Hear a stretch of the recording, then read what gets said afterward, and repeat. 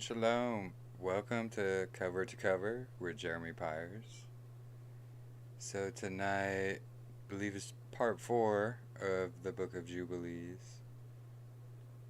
So much to gather from this book. And it's so amazing. Like, so amazing. Welcome everybody. I believe I said that. Yeah, I've been trying to avoid Facebook as much as possible. It's just a war zone. You know, you try to share with people, hey, you know, you should check this out. Oh, no, screw you, blah, blah, blah. You're of another spirit. I'm trying to stay away from Facebook. But there's nothing but shalom here. And welcome, Alyssa, welcome. So we'll jump right into it. Excuse me. Alright, so we're starting off chapter 7 here. And, excuse me. And in the 7th week, in the first year thereof, in this Jubilee, Noah planted vines on the mountain on which the ark had rested, named Lubar, one of the Ararat mountains, and they produced fruit in their 4th year, and he did guard their fruit, and it gathered in this year, in the 7th month, and they gathered it. Excuse me. And he made wine therefrom, and put it into a vessel, and kept it until the 5th year, until the 1st day, on the new moon of the 1st month. And he celebrated with joy the day of this feast. And he made an ascending smoke sacrifice unto Yahweh, 1 young ox and 1 ram, and 7 sheep, each a year old, and a kid of the goats, that he might make atonement thereby for himself and his sons.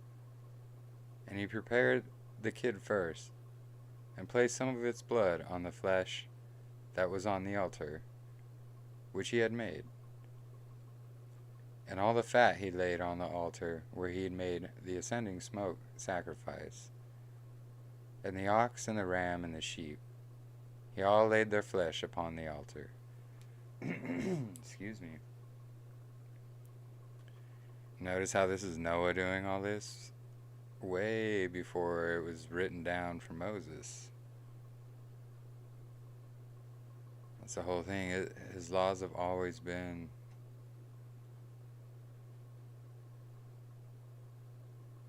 the only thing different now is the priesthood. So the Melchizedek priesthood under Messiah now, we don't have to do any of these because he was the final.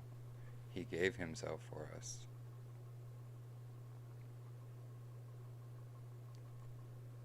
And he placed all their offerings mingled with oil upon it. And afterwards he sprinkled wine on the fire, which he previously made on the altar. And he placed incense on the altar, and caused a sweet savor to ascend acceptable before Yahweh Eloheinu.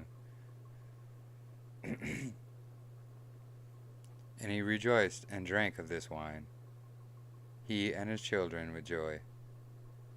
And it was evening, and he went into his tent, and being drunken he lay down and slept, and was uncovered in his tent as he slept. And Ham saw Noah his father naked, and went forth and told his two brethren without. And Shem took his garment and arose, he and Japheth, and they and they placed the garment on their shoulders, and went backwards, and covered the shame of their father, and their faces were backward. So this right here also explains the Ham and Noah story, where no one can make a lot of sense of it. This is just basically says he saw his father naked.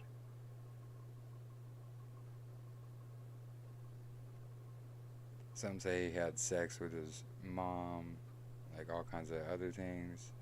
I don't know. I'm pretty sure he just saw his father's shame, which is his nakedness.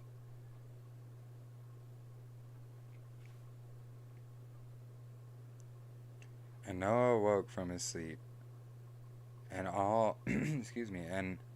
and knew all that his younger son had done unto him. And he cursed his son, and said, Cursed be Canaan, an enslaved servant shall he become unto his brethren. And this is why all the Canaanites and all that, this is one of the reasons they were all taken out by Moses, by Joshua.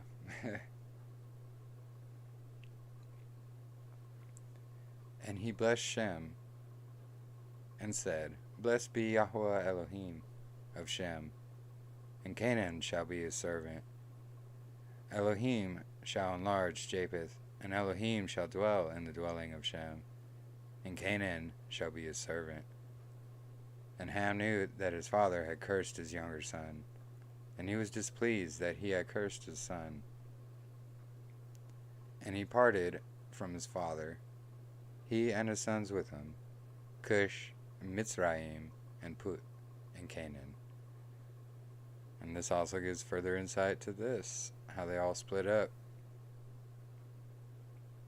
The Canaanites, the Egyptians, all of them. And he built for himself a city, and called its name after the name of his woman,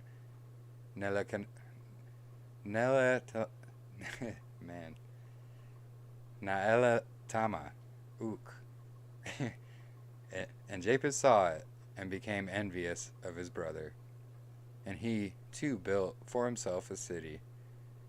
And he called its name after the name of his woman, Aratan Meses. And Shem dwelt with his father Noah. And he built a city close to his father on the mountain, and he too called its name after the name of his woman. Man, these names. Seret, Seret Ketelevev. Seret, Sedetelekavev. I know I tore that one up. I can't say that one. That one's hard. And behold, these 3 cities are near Mount Lubar. Sedeloquave, fronting the mountain on its east, and Nelemetamuk on the south, and Adanatanes towards the east, or towards the west. And these are the sons of Shem, Elam and Ashur, and Arpachshad, his son, was born 2 years after the flood, and Ludi and Aram. The sons of Japheth, Gemer and Magog, and Madai and Yavin, Tubal, and Meshech, Therak, and these are the sons of Noah. And in the 28th Jubilee, Noah began to enjoin upon his sons the ordinances and commandments. Look at that. And all the judgments that he knew. And he exhorted his sons to observe righteousness, and to cover the shame of their flesh, and to bless their Creator, and honor the father and mother, and love their neighbor, and guard their souls from fornication and uncleanness and all iniquity. For owing to these 3 things came the flood upon the earth, namely owing to the fornication wherein the washers against the Torah of their ordinances went a-whoring after the daughters of men, and took themselves women of all which they chose, and they made the beginning of uncleanness, and they begat sons, the Nephilim, and they were all unlike. And they and they devoured one another, and the Nephilim slew the Nephi, and the Nephi slew the Elo, and the Elo mankind. And these are the 4 different kinds of the. I think the Nephilim were like the biggest ones, and then it went down, down, down. And everyone sold himself to work iniquity, and had to shed much blood, and the earth was filled with iniquity. And after this they sinned against the beasts and the birds, and all that move and walks on the earth. And I think that's what they're doing today. They're mixing all these DNAs and such, and getting these chimeras and blase. It's exactly what they did back then.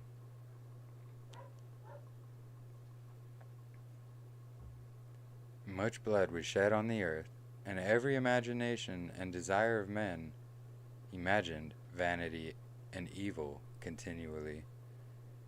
And Yahweh destroyed everything from off the face of the earth, because of the wickedness of their deeds, and because of the blood which they had shed in the midst of the earth, he destroyed everything. And we were left, I and you, my sons, and everything that entered with us into the ark. And behold, I see your works before me, that you do not walk in righteousness. For in the path of destruction you have begun to walk, and ye are parting one from another, and are envious one of another. And so it comes, that ye are not in harmony, my sons, each with his brother. For I see, and behold, the devils have begun their seductions against you, and against your children. And now I fear on your behalf, that after my death you will shed the blood of men upon the earth, and that ye too will be destroyed from the face of the earth. So this gives more insight to how wickedness also came back into the earth.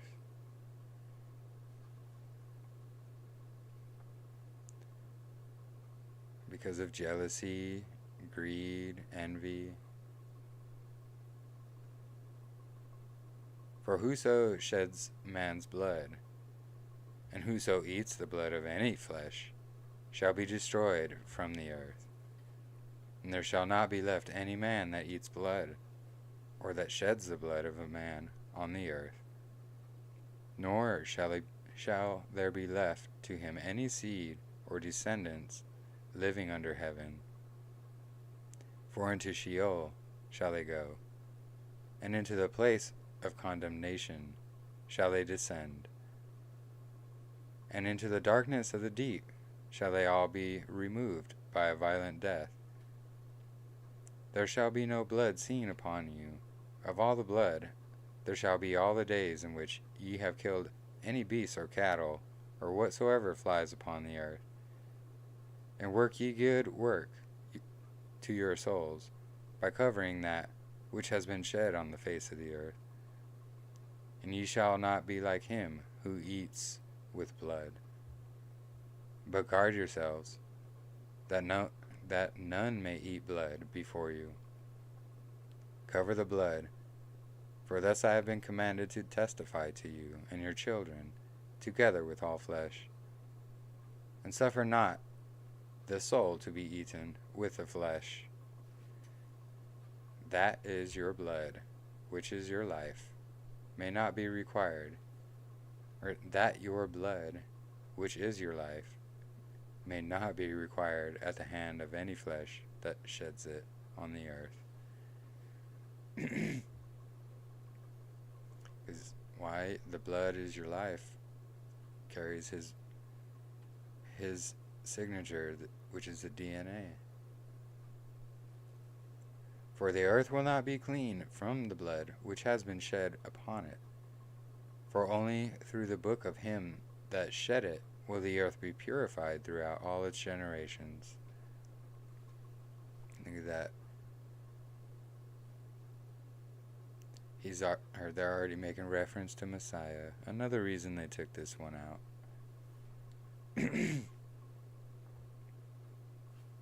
And now, my children, hearken.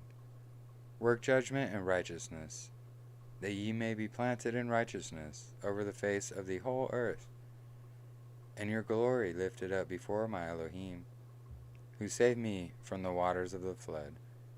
And behold, you will go and build for yourselves cities, and plant in them all the plants that are upon the earth, and moreover, all fruit-bearing trees. For 3 years the fruit of everything that is eaten will not be gathered. And in the 4th year its fruit will be accounted holy, and they will offer the first fruits acceptable before El Elyon. So it's basically saying, the fruits from trees should be really eaten on the 4th year, because that's when they're going to be holy. Who created heaven and earth and all things? Let them offer in abundance the first of the wine and the oil as first fruits on the altar of Yahweh. Who receives it? And what is left, let the servants of the house of Yahweh eat before the altar which receives it. And in the 5th year make ye the release, so that ye release it in righteousness and uprightness, and you shall be righteous, and all that you plant shall prosper. For thus did Hanok, the father of your father, command Methuselah, his son, and Methuselah, his son, Lamech. And Lamech commanded me all things which his father commanded him. So he's talking about Enoch. Enoch is Noah's grandfather, if you didn't know. And I also will give you commandment, my sons, as Enoch commanded, his son in the first Jubilees. While still living, the seventh in his generation, he commanded and testified to his son and to his sons' sons until the day of his death. And look at that, he died. A lot of people, because they don't read this, and it goes a lot more into it as well, but he was taken up, yes, but he also passed away. That's a whole nother rabbit hole, though. You're doing great at pronouncing them. Well, thank you, Alyssa. It's not easy.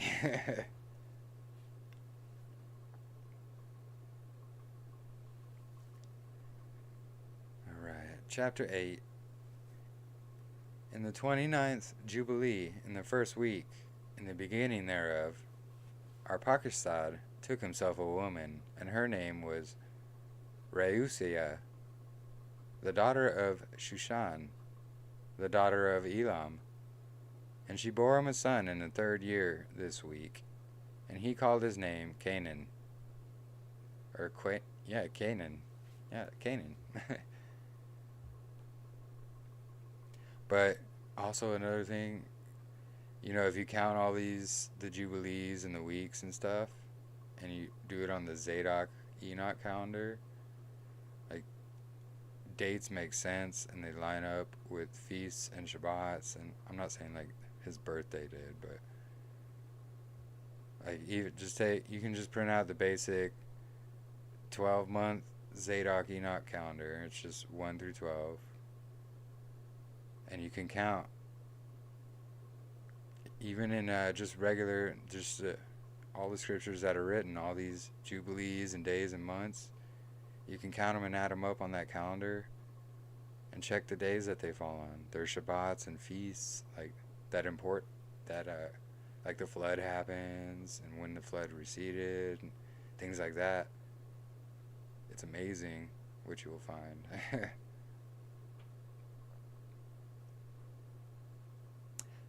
Alright, let me continue. And the son grew, and his father taught him writing, and he went to seek for himself a place where he might seize for himself a city. And he found a writing which former generations had carved on the rock. See? And this also explains what happened. And he read what was thereon, and he transcribed it, and sinned, owing to it, for it contained the teaching of the watchers, in accordance with which they used to observe the omens of the sun, and the moon, and the stars, and all signs of the heaven. So look at that. This is how all this got passed on, because he found their writings written in the caves, just like we do today. We find all these cave writings. And he wrote it down and said nothing regarding it, for he was afraid to speak to Noah about it, lest he should be angry with him on account of it.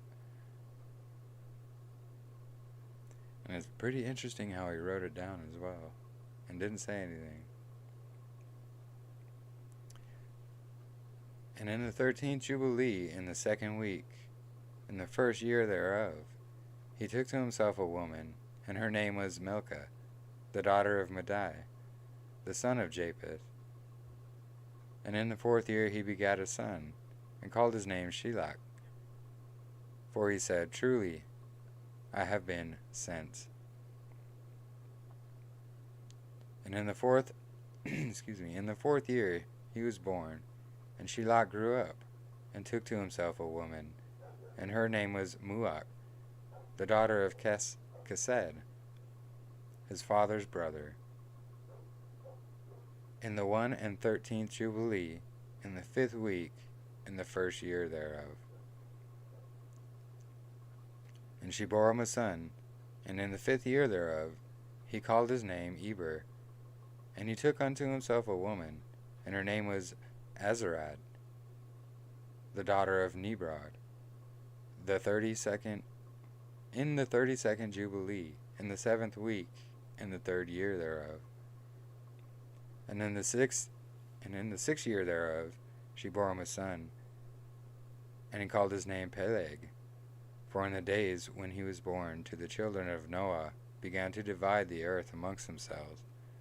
For this reason he called his name Peleg. And they divided it secretly amongst themselves, and told it to Noah.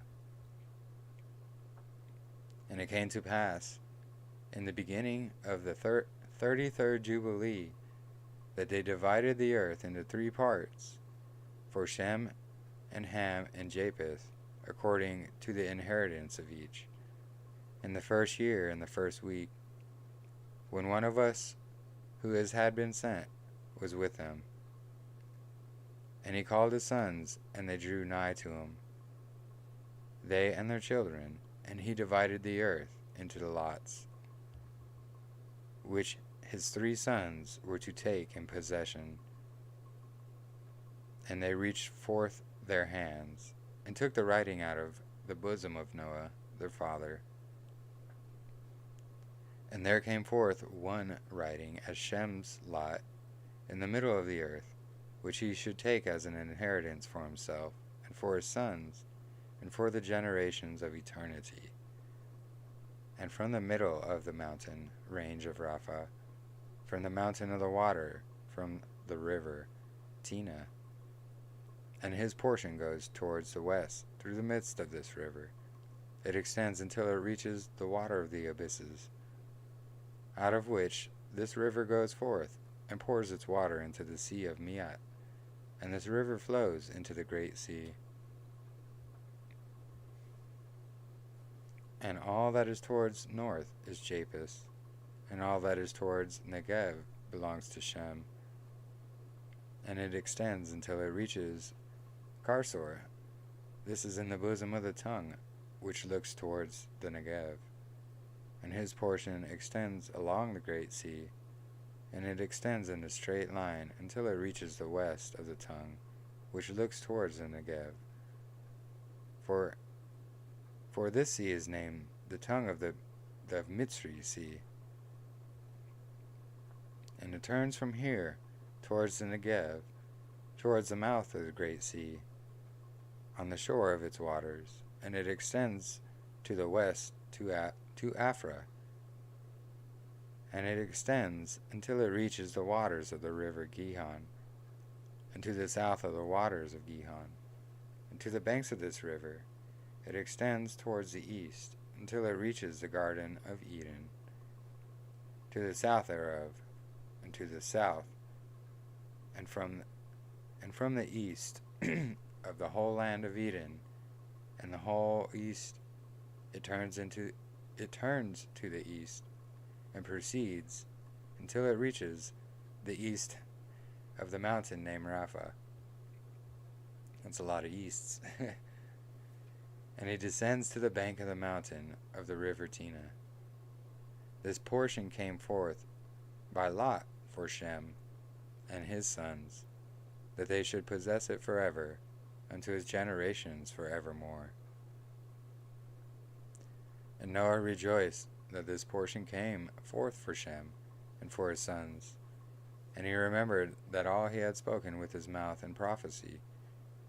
For he had said, Blessed be Yahweh Elohim of Shem, and may Yahweh dwell in the dwelling of Shem.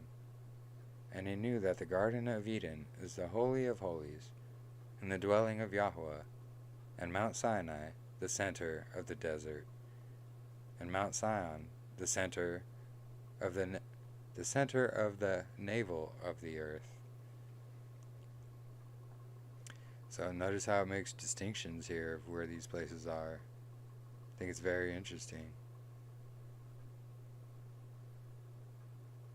And these 3 were created as holy places facing each other. Very interesting. Mount Sinai, Mount Sion, and the Garden of Eden. Remember that little map I showed you with the 3 different islands and the big mountain in the middle that nobody can want you to go to and see. Could that be exactly what this is describing? They call it Mount Meru. I don't know. Seems like it's describing exactly that. Anyway, and he blessed the Elohim, who had put the word of Yahweh into his mouth, and Yahweh forevermore. And he knew that a blessed portion and a blessing had come to Shem and his sons unto the generations forever, the whole land of Eden, and the whole land of the Red Sea, and the whole land of the east and India, and on the Red Sea and the mountains thereof, and on the land of Bashan, and all the land of Lebanon, and the islands of Caphtor, and all the mountains of Senir, and Amanah, and the mountains of Ashur in the north, and all the land of Elam, Ashur, and Babel, and Shushan, and Madai, and all the mountains of Ararat, and all the region beyond the sea, which is beyond the mountains of Ashur, towards the north, a blessed and spacious land. All that is in it is very good. And for Ham came forth the second portion beyond the Gihon, towards the south, to the right of the garden. And it extends towards the south, and it extends to all the mountains of fire, and it extends to the west, to the sea of Atel, and it extends towards the west, until it reaches the sea of Mach, that sea into which everything which is not destroyed descends. Interesting. And it goes forth towards the north, to the limits of Gadir, and it goes forth to the coast of the waters of the sea, to the waters of the great sea, until it draws near to the river Gihon. And it goes along the river Gihon until it reaches the right of the Garden of Eden. So obviously, they knew exactly where the Garden of Eden was.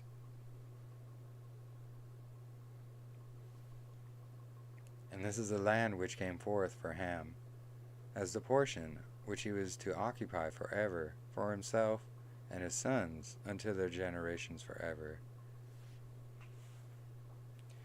And you see, this is also why Canaan, they were in the a land that was not a portion to them as well. So when you see that they're not just these innocents, back then they knew these things. They knew they were living in a land that wasn't theirs. And they're living it up, sinning, bowing down to other gods and idols. So wasn't their land, so they had to be kicked out of it and destroyed.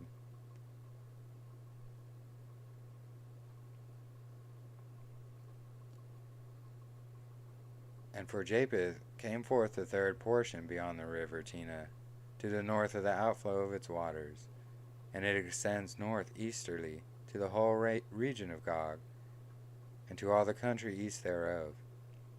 And it extends northernly to the north, and it extends to the mountains of Quelt, towards the north, and towards the sea of Mach. And it goes forth to the east of Gadir, as far as the region of the waters of the sea. And it extends until it approaches the west of Farah, and it returns towards Afrek. And it extends easterly to the waters of the sea of Meat.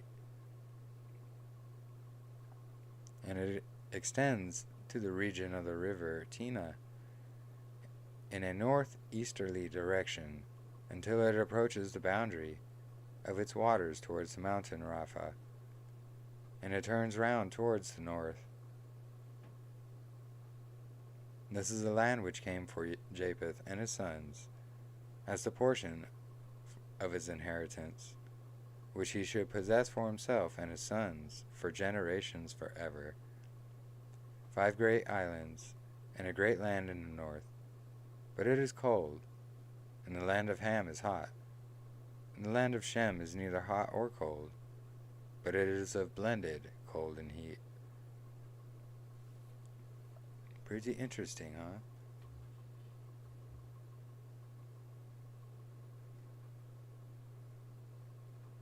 So it just seems like, excuse me, like on a flat Earth map, this would be like the center, the middle, and then the outskirts.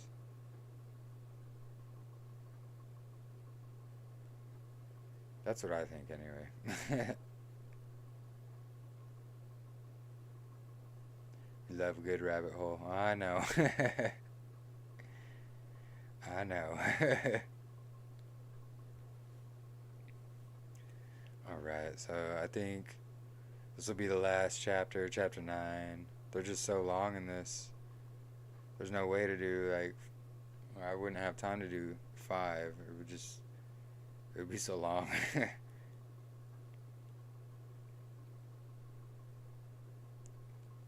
Alright. And Ham divided amongst his sons, and the first portion came forth for Cush towards the east, and to the west of him for Mitzrayim, and to the west of him for Put, and to the west of him, and to the west thereof, the sea for Canaan. See, look how far away Canaan was. They weren't supposed to be in that land. And Shem also divided amongst his sons. The first portion came forth for Elam and his sons to the east of the river Kiddekel, till it approaches the east, the whole land of India, and on the Red Sea, on its coast, and the waters of Dedan, and all the mountains of Mebri and Elam, and all the land of Shushan, and all that is on the side of Farnak to the Red Sea, and the river Tina. And for Ashur, Ashur came forth the second portion, and the land of Ashur, and Nineveh, and Shinar, and to the border of India, and it ascends and skirts the river. And for Arpachshad came forth the third portion, and the land of the region of the Kasdim, to the east of the Perath, bordering on the Red Sea, and all the waters of the desert, close to the tongue of the sea, which looks towards Mitzrayim, and the land of Lebanon, and Sinar, and Amana, to the border of Perath. And for Aram there came forth the fourth portion, and the land of Aram, Naharim, between the Hiddekel and the Perath, to the north of the Kasdim, to the border of the mountains of Ashur, and the land of Ararat. And there came forth for Ludi the fifth portion, the mountains of Ashur, and all appertaining to them, until it reaches the great sea, and until it reaches the east of Ashur and his brother. And Japheth also divided the land of his inheritance among his sons. And the first portion came forth for Gemer, to the east from the north side, the river Tina. And in the north there came forth for Magog. Interesting, huh? Did you know that Great Wall of China was actually originally called the Ramparts of Magog? It's crazy. They lie about our history. For Magog, all the inner portions of the north, until it reaches the Sea of Miyat, And for Madai came forth his portion, that he should possess from the west of his 2 brothers, and the islands, and to the coast of the islands. And for Yavin came forth the 4th portion, every island, and the islands, which are towards the border of Ludi. And for Tubal there came forth the 5th portion, in the midst of the tongue, which approaches towards the border of the portion of Ludi, to the 2nd tongue, to the region beyond the 2nd tongue, unto the 3rd tongue. It's a lot of tongues. There's a lot of repeat words. And for Meshech came forth the 6th portion, all the region beyond the 3rd tongue, until it approaches the east of Gadir. And for Thirach there came forth a 7th portion, 4 great islands in the midst of the sea, which reach to the portion of Ham. And the islands of Kamaturi came out by lot for the sons of Arpakshad as his inheritance.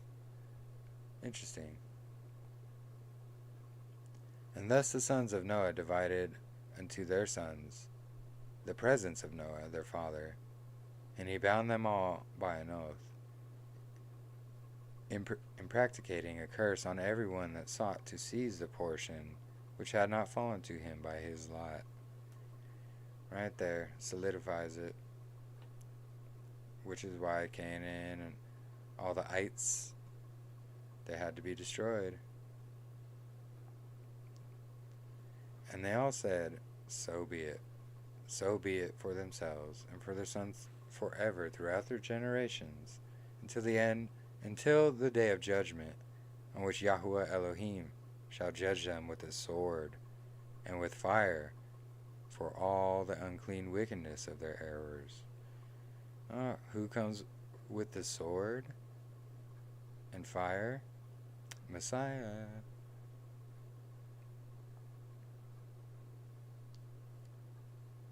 Wherewith they have filled the earth with transgression and uncleanness and fornication and sin. Alright. So, stop it right there for today.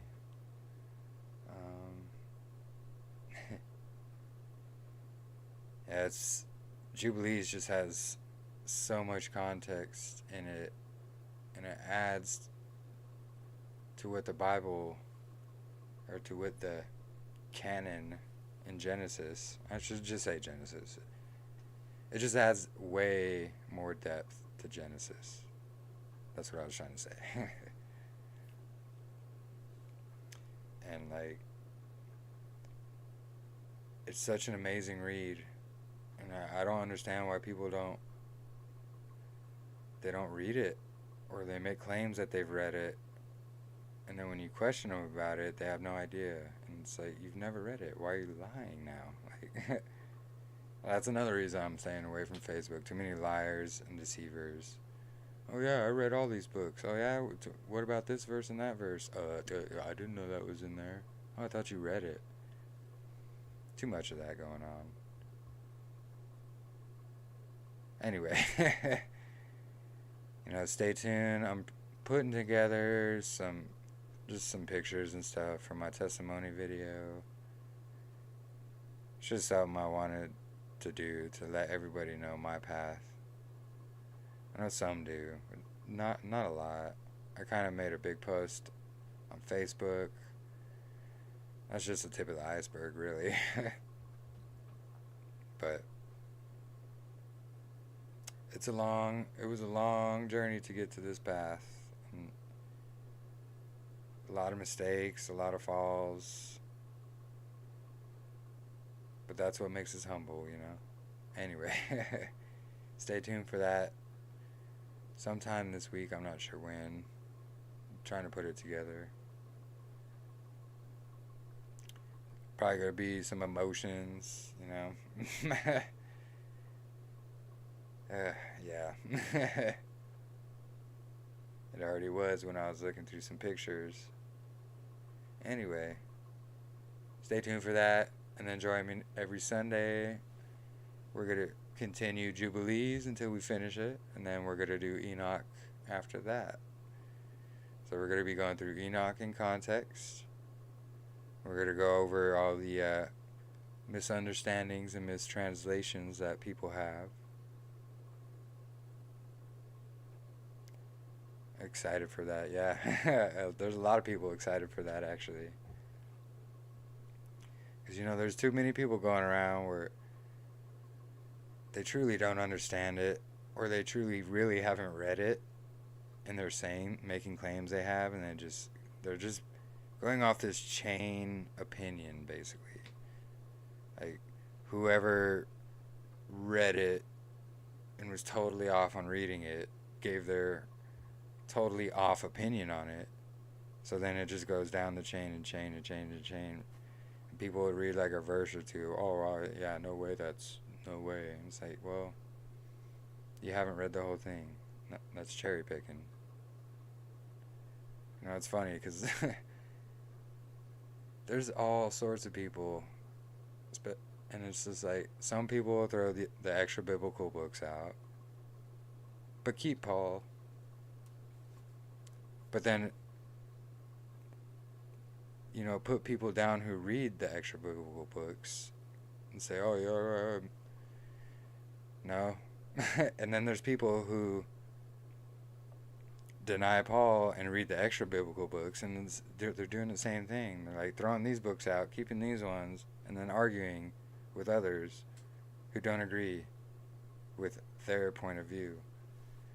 And Jubilees and Enoch is very, very important. Why? Because it was removed, because it explains his true calendar. If you don't believe it, we're going to go through it. We already have been going through it. And we're just getting started in Jubilees. That's the whole thing. If you're out here, you're making calendars and this and that, you're making days abominations. We just read that part in Jubilees as well. You make days abominations because you don't keep the right calendars, because you throw these books out because of opinions of men. And then thinking you're wise in your own eyes, you're going to make calendars and such without these books as context for the calendar. Like, ugh. Yeah, it gets messier the closer time gets to the end. It does. There's a bunch of people out there denying Messiah, denying this, denying that, following this guy, following that guy. Don't. Read his word. Just read his word and test everything. Test everything against what is written.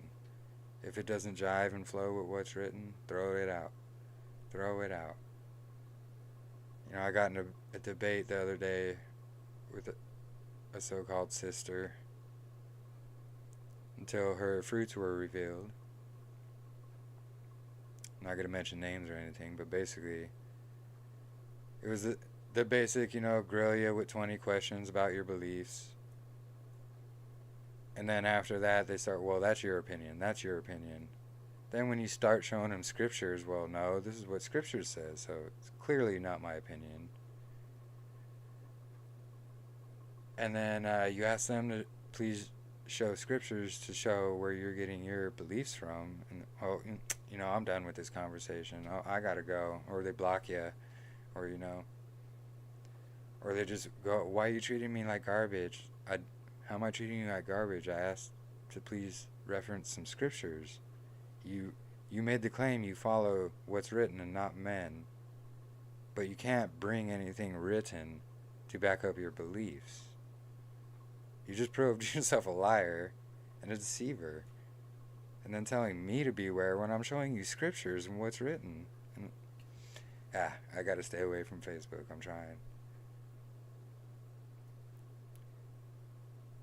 And this time of year is just really hard for me as well.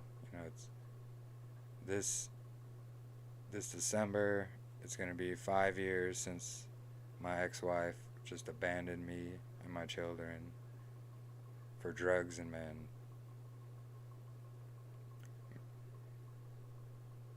Married almost 4 years. And just out the door. Ripped my heart out. Stepped on it. Drug it across wherever. Yeah, anyway. We'll go into that about in my testimony. Yes, come on, Lighthouse. If you guys don't know about Lighthouse, it's awesome. It's a new social media platform, which is it's gonna basically be like Facebook, YouTube, and like Etsy, all in one platform.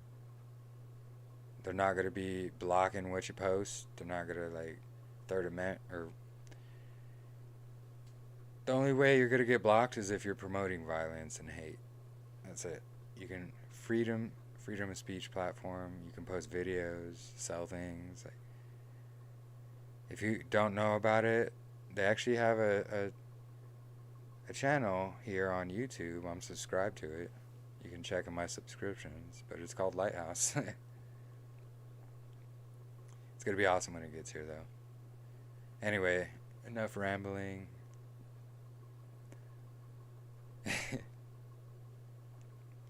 Thank you, Alyssa. Yeah, it's just I get depressed a lot this time of year, and it's all good. Anyway, stay tuned for my testimony video some point this week, hopefully. And don't forget to like and subscribe if you haven't already. Yeah, thank you guys for joining me.